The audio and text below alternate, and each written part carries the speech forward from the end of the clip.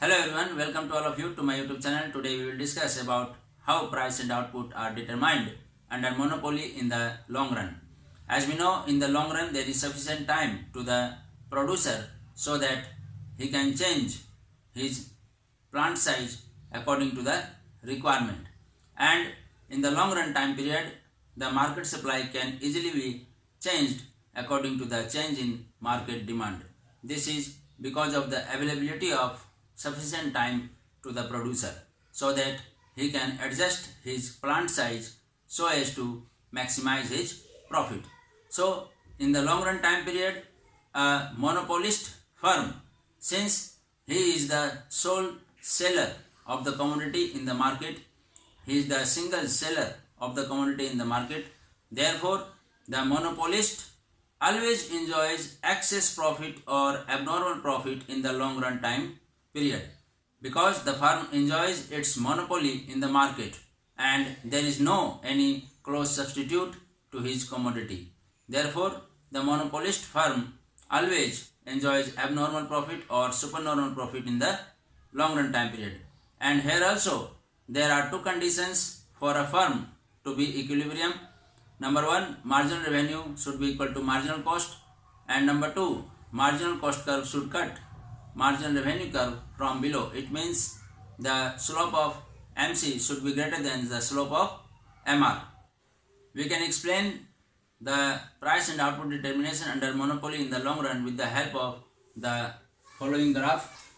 In this graph, output is measured on x-axis and revenue and cost are measured on y-axis. And as we know, in the monopoly, the price is reduced to sell more. Therefore, the average revenue curve has a negative slope. It slopes downward to the right side.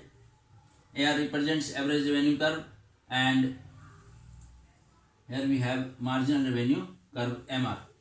And since the firm enjoys abnormal profit in the long run time period, we will now draw average cost curve below the average revenue. So this is LAC, long run average cost curve, and the minimum point of LAC is denoted by B. Okay. Now we will draw marginal cost curve, which is of U-shaped curve, and when marginal cost curve increases, it will cut marginal revenue curve from below, and this marginal cost curve will go through the minimum point of LAC. So marginal cost curve reaches the minimum point, and when it rises, it cuts MR and will go through the minimum point of LAC.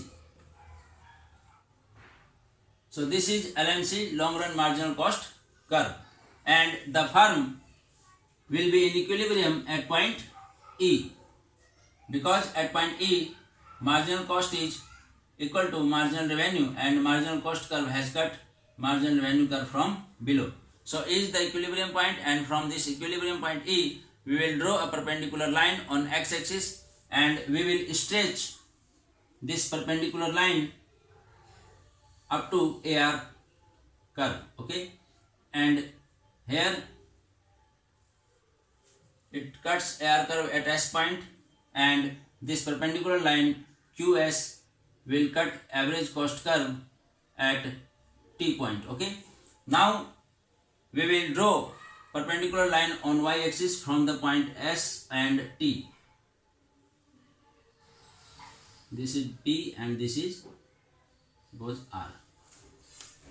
And now we can see that at equilibrium point E, the equilibrium output is OQ, whereas the average revenue is QS and average cost is QT. Okay, we can easily see in the diagram that the average revenue QS is greater than average cost QT. So the average profit of the firm is TS. Okay, TS, or we can say PR. The average profit is PR, and the output is OQ, which is equal to RT.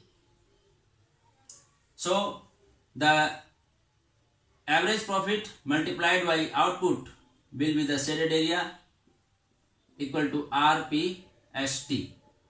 So the firm in the diagram is earning abnormal profit equal to the area RPST. This is abnormal profit earned by the firm. We can show the calculation like this. Here we have at equilibrium point E, the average revenue AR is OP, whereas average cost AC is OR. Okay, average revenue is OP, average cost is OR. Therefore, average profit AP will be average revenue minus average cost equal to OP minus OR. Therefore, the average profit will be RP. And when we will multiply this average profit RP with the output RT, because here we have output is OQ or RT.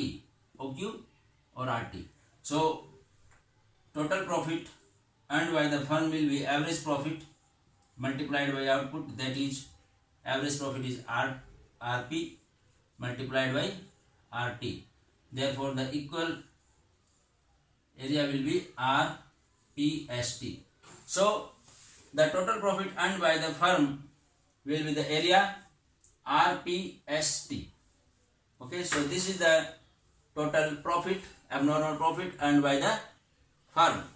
And here in the diagram, the firm is getting equilibrium at point E, and this perpendicular line QS cuts average cost at point T, and this T point is on the falling portion of LAC, because the minimum point of LAC is B point. Okay, this is the minimum point of LAC, but equilibrium is attained at the falling portion of LAC.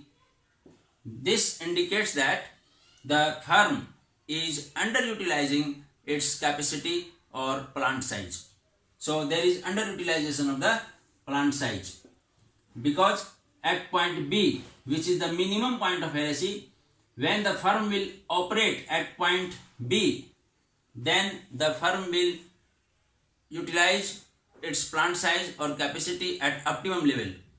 And after the point B, when LAC will increase, if the firm will get equilibrium at any point after the minimum point of LAC, at the rising portion of LAC, then there will be overutilization of capacity or plant size. But here in the diagram, there is underutilization of the plant size, because the T point lies on the falling portion of LAC. So, in this way we can describe diagrammatically the long run equilibrium of a firm under monopoly in the long run. And with this, I would like to request all of you to like and share my videos as well as subscribe my channel. Thank you very much.